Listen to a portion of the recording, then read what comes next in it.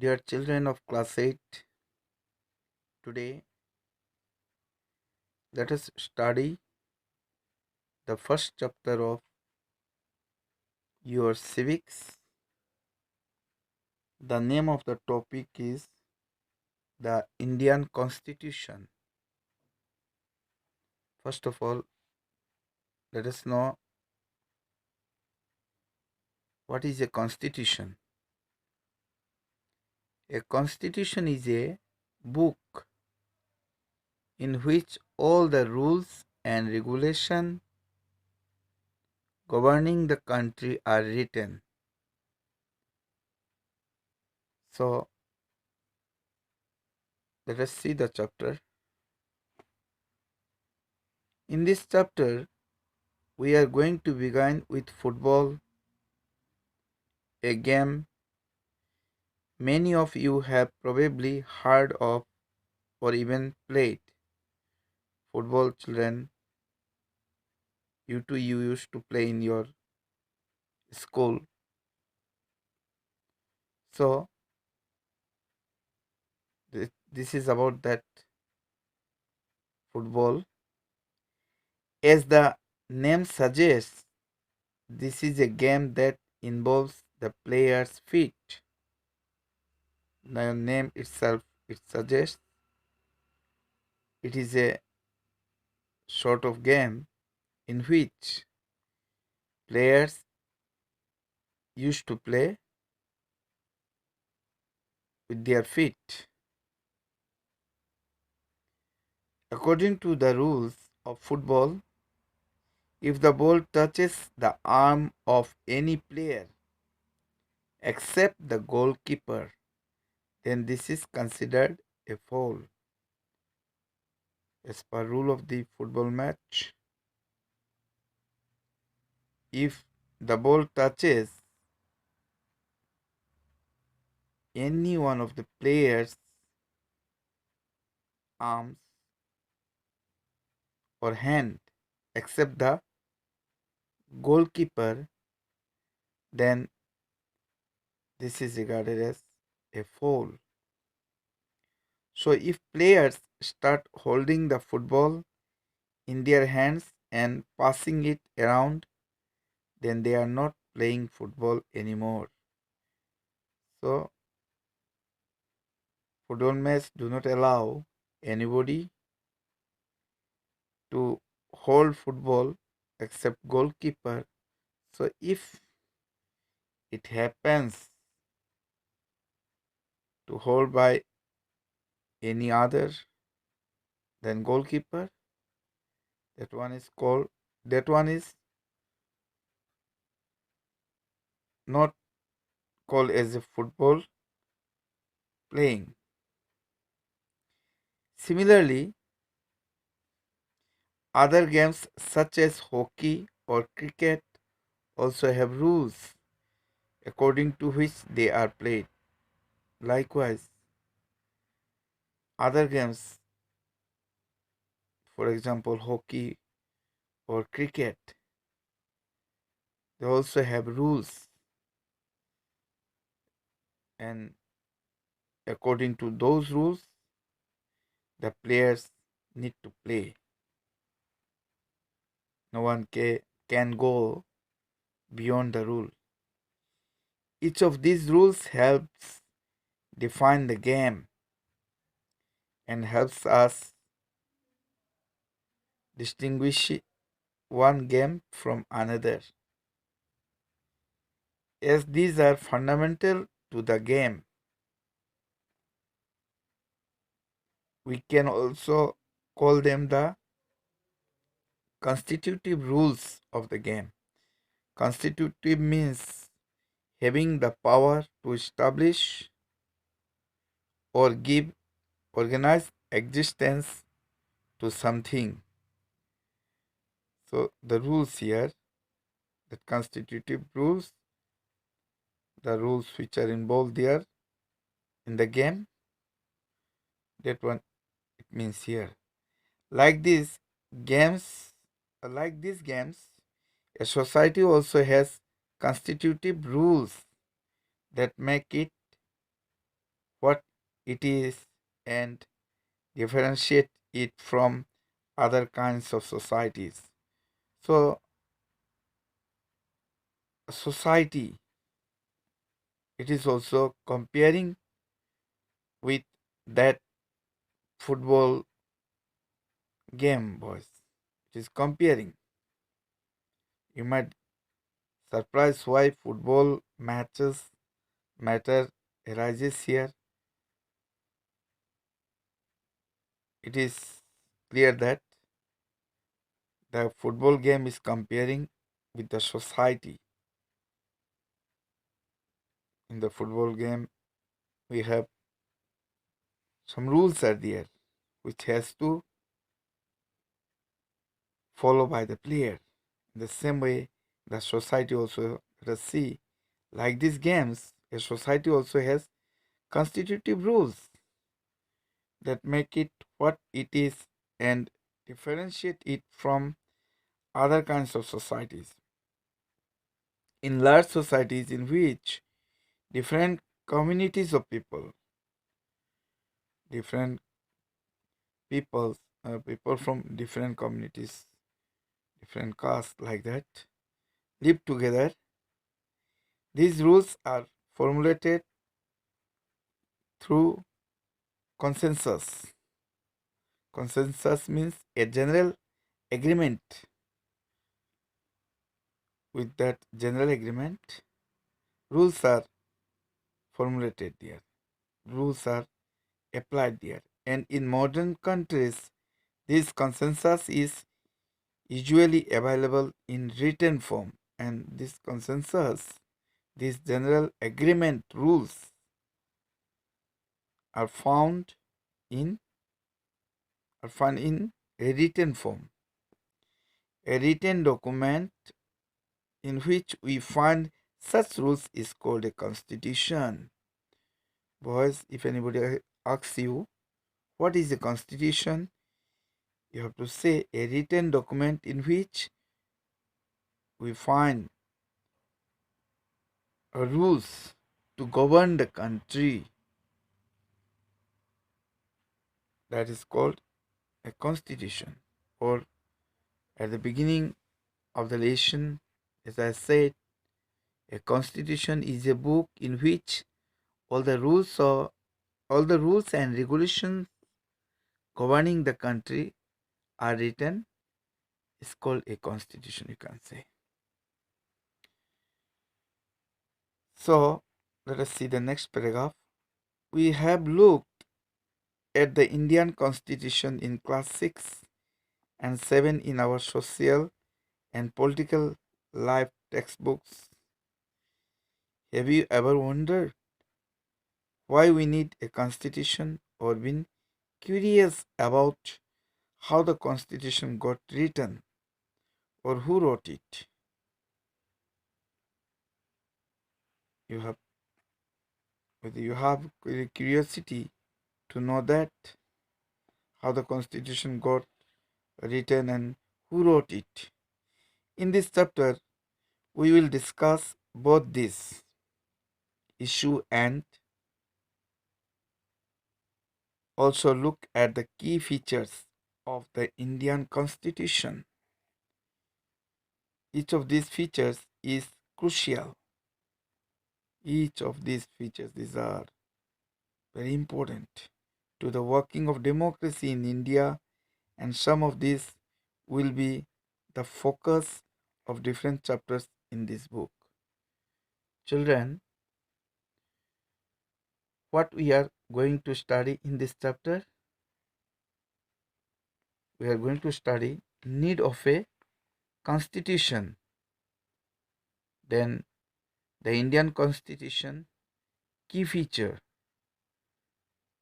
then federalism, next one parliamentary form of government, then separation of powers, then fundamental rights, and then secularism. About these topics we are going to discuss, we are going to learn in this very chapter.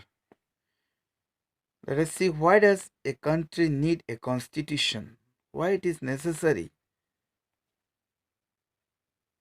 This constitution, why it is necessary for a country? Today, most countries in the world have a constitution. Most of the countries in the world, they are having a constitution. Rules, regulation must be there.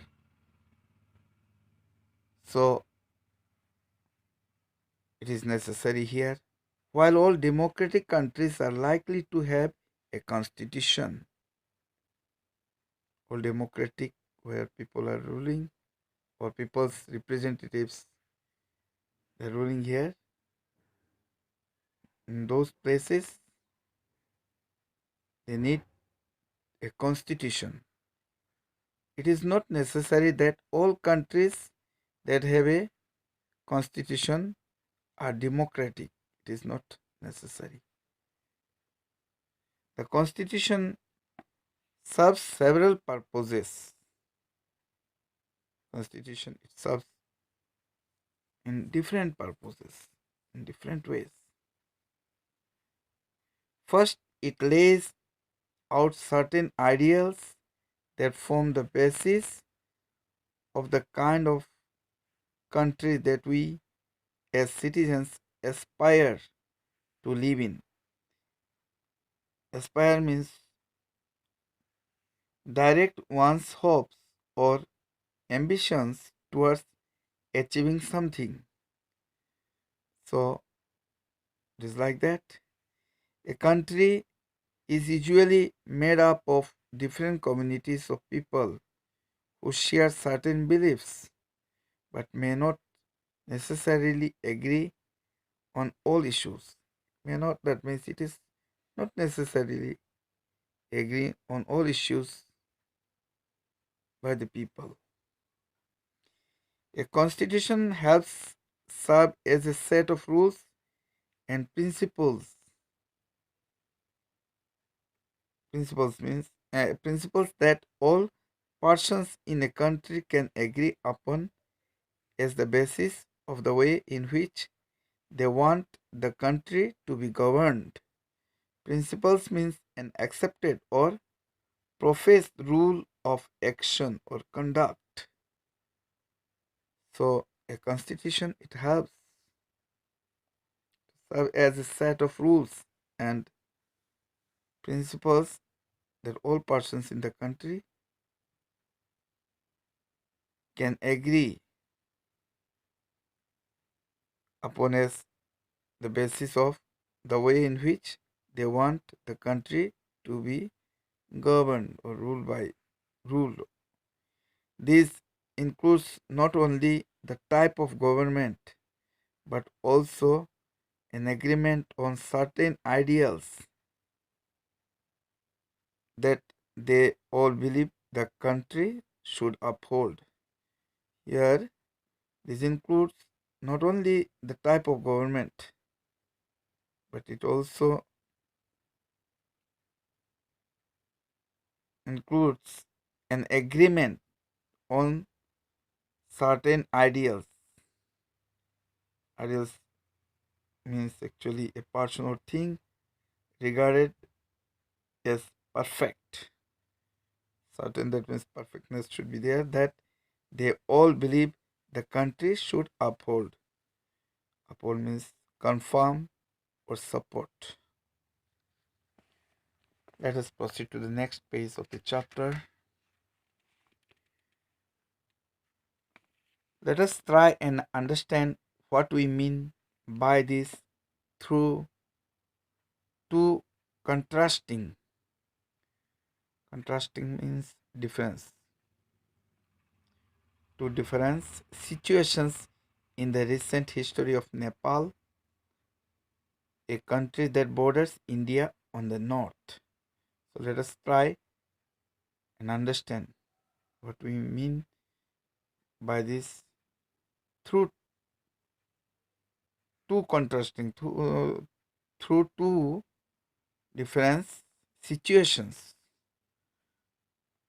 Two different situations in the recent history of Nepal, a country their borders. We know that Nepal is towards the north of India. Until recently, Nepal was a monarchy. Nepal, until recently, it was a king ruling country. Monarchy means ruled by a single person or king or queen. King or queen like that. The previous constitution of Nepal, which had been adopted in 1990, prior than that, it was ruled by king, reflected the fact that the final authority rested with the king during those days. Means final authority, it was in the hand of the king. A people's movement in Nepal fought for several decades. Decades means 10 years make a decade, boys. So, people of Nepal, their people, they started movement. They fought for several decades in order to establish democracy. They want to bring democracy like is our India. And in 2006, they finally succeeded in putting an end to the powers of the king. So at last, in the year 2006, the Nepalis, they were succeeded in putting an end of the powers of the king. Kingship finished here. The people had to write a new constitution to establish Nepal as a democracy. The reason that they did not want to continue with the previous constitution is because it did not reflect the ideals of the country that they want. Means the way they want, it was not following or proceeding that way. That is the reason. Nepal to be, and Nepal to be the way on which the people they wanted, it was not going on that way, and that they have fought for, and that's why they fought for that region. As in the game of football, in which a change in the constitutive rules will change the game altogether. Nepal, by moving from a monarchy to a democratic government, needs to change all its constitutive rules in order to usher in a new society. So, likewise, that football game in the earlier of the chapter, which we have discussed, in the same way, what happened here, change in the constitutive rules will change the game altogether. Nepal, by moving from a monarchy to a democratic government, from kingship, that means it will go towards democratic government, needs to change all its constitutive rules in order to usher in a new society. This is why the people of Nepal adopted a new constitution for the country in 2015. Children, you must remember, Nepal, they adopted a new constitution for the country in the year 2015, and this was their region why people of Nepal they adopted this new constitution. The caption alongside elaborates Nepal's struggle for democracy. The second important purpose of the constitution is to define the nature of a country's political system. This is the second important purpose. This is the second important reason of a constitution. It is to define the nature of the country's political system. For example, Nepal's earlier constitution stated that the country was to be ruled by the king and his council of ministers. In countries that have adopted a democratic form of government or polity, polity means a form or process of civil government or constitution. The constitution plays a crucial role in laying out certain important guidelines that govern decision making within these societies. It plays constitution plays a important role, crucial role here in laying out these important guidelines that govern decision making within these societies. In a democracy, we choose our leaders so that they can exercise power responsibly on our behalf. So, in a democracy, in a democratic country, here in our India also, we used to choose our leaders so that they can exercise their power responsibly on our behalf for the betterment of we the people.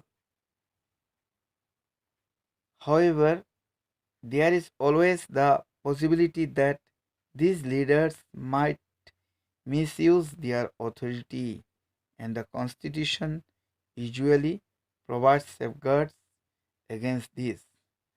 So, however, there is always high chances that these leaders, after elected or when people choose them, they might misuse their authority. And the Constitution here usually provides safeguards against this in order to protect from this. Constitution provides safeguards against this.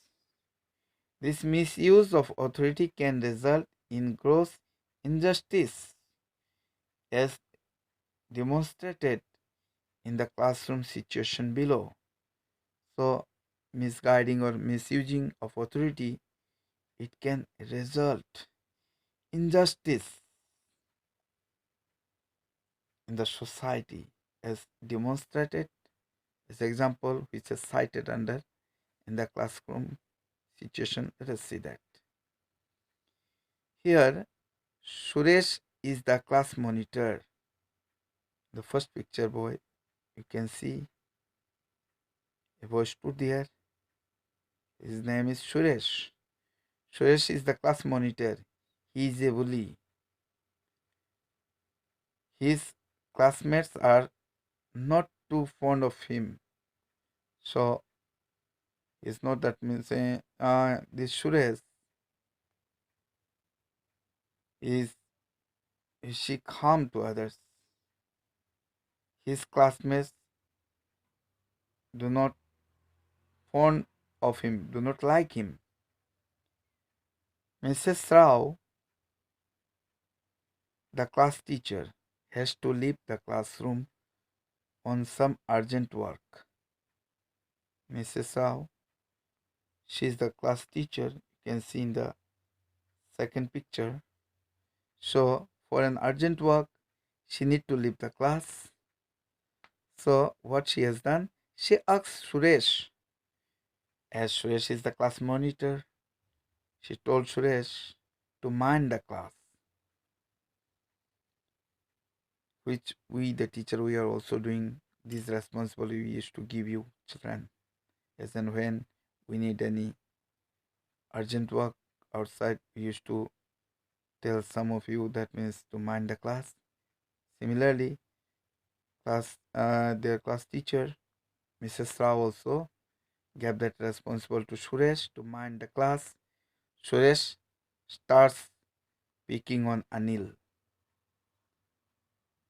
So as teacher was not there, Suresh starts picking on Anil. Anil, today I am going to report you to Mrs. Rao. But what have I done? It was responded by him that when Mrs. Rao returns to the class, Ma'am, while you were away, Anil kept talking loudly and disturbing the class. He would not listen to me. So it was complained by Suresh. Anil, you will have to stay back after school today and write. I will not disobey the class monitor 100 times as a punishment. Madam, Mrs. Rao, she told to Anil, he has to write 100 times. I will not disobey the class monitor. But mom did not do anything. But ma'am, I did not do anything. In the response, the boy said, he has not done anything. Boys, in democratic societies, the constitution often lays down rules that guard against this misuse of authority by our political leaders. In a democratic society, we find the constitution often lays down these rules which guard against this misuse of authority by our political leaders when our political leaders they misuse their power. So rules are there. In the case of the Indian constitution, about which you will read more later in this chapter, many of these laws are contained in the section on fundamental rights. Later on we will discuss about these fundamental rights. What are fundamental rights?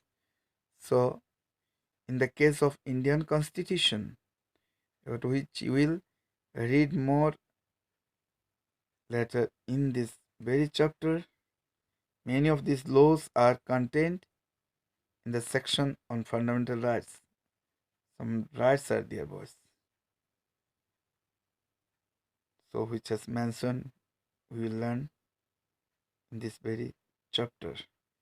Do you recall the chapter on the Dalit writer Om Prakash Balmiki experiences in school from your class 7 book? Om Prakash Balmiki was, I think that means you might remember, which you have learned last year, that means in your class 7 book. He was from a Dalit family. So, how he was behaving in the school, you might know that, which you have learned last year.